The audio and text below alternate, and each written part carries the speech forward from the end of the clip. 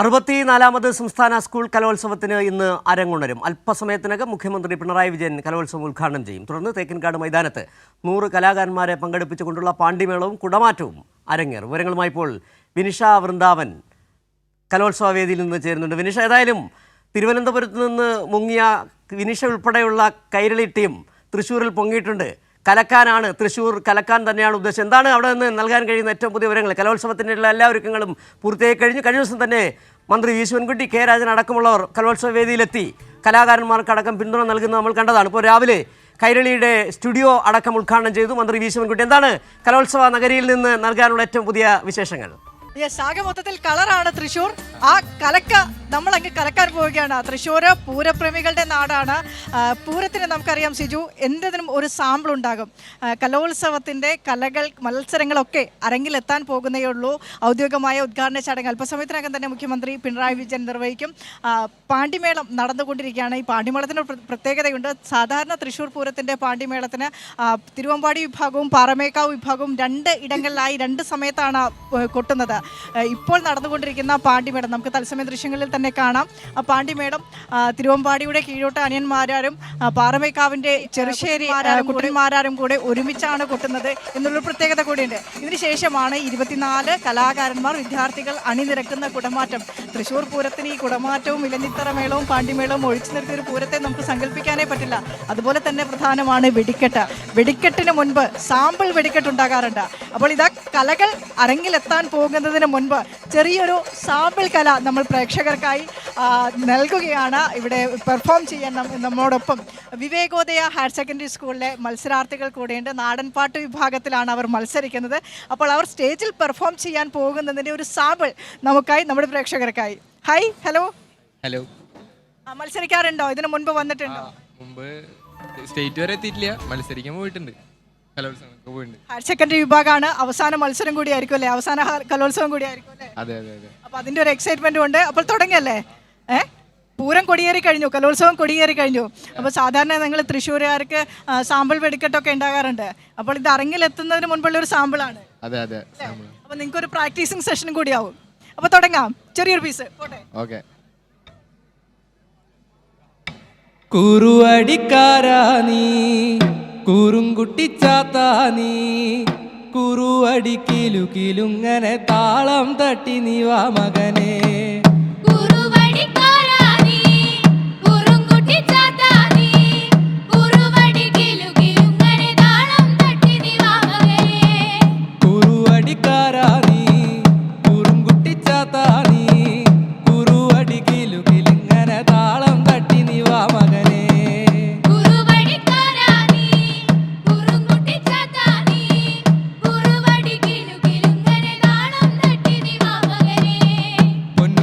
പൊന്നുടുപ്പും പൊന്നണിഞ്ഞരമണിയും അരമണിനാഥൻ തിളക്കത്തിലാടിവാ പൊന്നുണ്ണിമായ നിവാ.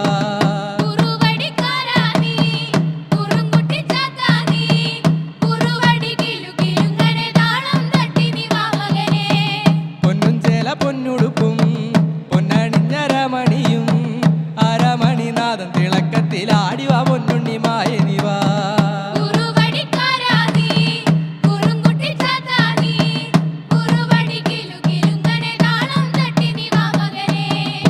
കൈയിനാൽ മുച്ചാലടിയും പൊന്നിടങ്കയിൽ മധുപാത്രമോടെ കൂളിവനത്തിൽ കളിയടിയാടി മഹിഷപുറമെറി നീവ മകനെ. കണ്ണൻ എന്ന പേരും വിളിച്ചേ തെളിച്ചു നീവ മകനെ. കുറുവടിക്കാരാ നീ, കുറുങ്കുട്ടിച്ചാത്താ നീ, കുറുവടി കിലുകിലുങ്ങനെ താളം തട്ടി നീവ മകനെ. കുറുവടിക്കാരാ നീ, കുറുങ്കുട്ടിച്ചാത്താ നീ, കുറുവടി കിലുകിലുങ്ങനെ താളം തട്ടി നീവ മകനെ. ഈ വിജയ താളം തൊട്ടിട്ട് നിങ്ങൾ തിരിച്ചു വരും, ഇവിടേക്ക് തന്നെ വരും അല്ലേ? എ ഗ്രേഡ് വാങ്ങിച്ചിട്ട് ഉറപ്പല്ലേ? എന്തൊരു ആവേശമില്ലാത്ത, എന്തൊരു ഉഷാറില്ലാത്തത്. ആ ആവേശം സ്റ്റേജിൽ കാണിക്കാന്ന് കരുതിയിട്ട് അത് സൂക്ഷിച്ചു വെച്ചിരിക്കുകയാണ്, എനർജി വേസ്റ്റ് ആക്കേണ്ടത് കരുതിയിട്ട് അല്ലേ? അപ്പം എല്ലാവിധ വിജയാശംസകളും. എ ഗ്രേഡ് വാങ്ങിച്ചിട്ട് പെർഫോം ചെയ്യാൻ വേണ്ടി ഇവിടെ തന്നെ തിരിച്ചു വരണം. Okay, all the best. Thank you. Okay, ഏതായാലും വിവേകോദയം ഹയർ സെക്കൻഡറി സ്കൂളിലെ നാടൻപാട്ട് വിഭാഗത്തിൽ ഹയർ സെക്കൻഡറി വിഭാഗത്തിൽ മത്സരിക്കാൻ പോകുന്ന മത്സരാർത്ഥികളാണ്. അവരുടെ മത്സരത്തിന് മുൻപ് ചെറിയൊരു നാടൻപാട്ടിൻ്റെ ചെറിയൊരു പോർഷൻ നമ്മൾക്ക് വേണ്ടി പെർഫോം ചെയ്തത്. ഏതായാലും ആ കുഞ്ഞുങ്ങൾക്ക് നമുക്ക് വിജയാശംസകൾ നേരാം. സിജു, ഇവിടുത്തെ കാഴ്ചകളൊക്കെ ഇതാണ്. വേദികൾ ഓണായിട്ടില്ലെങ്കിലും നമ്മുടെ സ്റ്റുഡിയോയും പരിസരവും ഒക്കെ മത്സരാർത്ഥികളെ കൊണ്ട് വൈബാണ്, സെറ്റാണ്, പവറാണ് ഇവിടെ എല്ലാവിധ കാര്യങ്ങളും. ഇന്ന് തന്നെ ഇനാഗുറൽ സെഷൻ കഴിഞ്ഞ സൂര്യകാന്തി, അതായത് ഒന്നാമത്തെ വേദിയായ തേക്കിൻകാട് എക്സിബിഷൻ ഗ്രൗണ്ടിൽ സജ്ജീകരിച്ചിട്ടുള്ള ഒന്നാമത്തെ വേദിയിൽ ആരംഭിക്കാൻ പോകുന്നത് ഹയർ സെക്കൻഡറി വിഭാഗം മോഹിനിയാട്ടമാണ്. ഈ 25 വേദികളിലായിട്ടാണ് മത്സരങ്ങൾ അടുത്ത 5 ദിവസം അരങ്ങേറാൻ പോകുന്നത്. ഈ 25 വേദികളും ഇന്ന് തന്നെ ഉണരും എന്നുള്ളത് തന്നെയാണ്. അപ്പോൾ ഇന്ന് എല്ലാ വേദികളും സജീവമാകും, ഇന്നു മുതൽ സജീവമായി തുടങ്ങും. അപ്പോൾ കലയുടെ വിശേഷങ്ങൾ, കലാരവങ്ങൾ, അതിൻ്റെ ആവേശങ്ങളൊക്കെ പ്രേക്ഷകരിലേക്ക് എത്തിക്കാൻ നേരത്തെ സിജു സൂചിപ്പിച്ചതുപോലെ തന്നെ തിരുവനന്തപുരത്ത് ഞാൻ വന്നതുപോലെ തിരുവനന്തപുരം മുതൽ കാസർഗോഡ് വരെയുള്ള നമ്മുടെ എല്ലാ ജില്ലകളുടെ പ്രതിനിധികളും വലിയൊരു സംഘം തന്നെ നമ്മളിവിടെ തയ്യാറായി കഴിഞ്ഞു. നേരത്തെ രാവിലെ നമ്മുടെ കലോത്സവ നഗരിയിലെ പ്രത്യേക സ്റ്റുഡിയോ, കലക്കം തൃശ്ശൂരിൻ്റെ സ്റ്റുഡിയോ ബഹുമാനപ്പെട്ട മന്ത്രി, വിദ്യാഭ്യാസ വകുപ്പ് മന്ത്രി വി ശിവൻകുട്ടിയാണ് ഉദ്ഘാടനം ചെയ്തത്. ഇപ്പോൾ ഒന്നാം വേദിയിൽ നടക്കുന്നത് ഉദ്ഘാടന ചടങ്ങിനോടനുബന്ധിച്ച് നടക്കുന്ന പാണ്ടിമേളമാണ്. നേരത്തെ സൂചിപ്പിച്ചതുപോലെ തന്നെ പാറമേക്കാവിൻ്റെയും തിരുവമ്പാടിയുടെയും കീഴോട്ട് അനിഴന്മാരും ചെറുശ്ശേരി കുട്ടന്മാരും കൂടെ ചേർന്ന് ഒരുക്കുന്ന പാണ്ടിമേളം, ഇലഞ്ചിത്തറ മേളം എത്ര കണ്ടാലും അത്ര ആസ്വദിച്ചാലും മടക്കില്ല തൃശ്ശൂരാർക്ക്. അത് തൃശ്ശൂരാർക്ക് മാത്രമല്ല, പൂരപ്രേമികർക്ക്, മേളപ്രേമികൾക്ക് എന്നും ആവേശമാണ് ആ പാണ്ടിമേളം. ആ പാണ്ടിമേളം ഇതാ ഇങ്ങനെ കൊട്ടി കൊട്ടി കൊട്ടി കയറിക്കൊണ്ടിരിക്കുകയാണ്. അതിന് വിനിഷ മനസ്സിലാക്കുന്നുണ്ട്. വിനിഷയുടെ വാക്കുകളിൽ നിന്ന് തന്നെ ആവേശം കൊട്ടിക്കയറുന്നത് മനസ്സിലാക്കാൻ കഴിയുന്നുണ്ട്. ഒരു കാര്യം കൂടി വിനിഷ, സാധാരണഗതിയിൽ നമ്മുടെ ഈ കലോത്സവത്തോടൊപ്പം തന്നെ കലോത്സവത്തിൻ്റെ വിശേഷങ്ങൾ, കലാകാരന്മാരുടെ വിശേഷങ്ങൾ, നാടൻപാട്ടിൻ്റെയും മറ്റ് കലകളുടെ വിശേഷങ്ങൾ എടുത്ത് പറയുന്നതോടൊപ്പം തന്നെ എടുത്ത് പറയുന്ന മറ്റു കാര്യമുണ്ട്. അവിടുത്തെ ഒരുക്കിയിരിക്കുന്ന ഭക്ഷണത്തെക്കുറിച്ച്. പഴയുടെ മോഹൻ നമ്പൂതിരിയുടെ നേതൃത്വത്തിൽ ഒരുക്കുന്ന ഭക്ഷണം ഓരോ കലോത്സവത്തിനും ഏതെങ്കിലും പുതിയൊരു ഐറ്റം ഉണ്ടാകാറുണ്ട്. എന്താണ് അവിടുത്തെ ഈ കലവറയിലെ വിശേഷങ്ങൾ കൂടി ഒന്ന് പറയാൻ കഴിയുമോ? ഇന്നെന്തൊക്കെയാണുള്ളത് അവിടെ?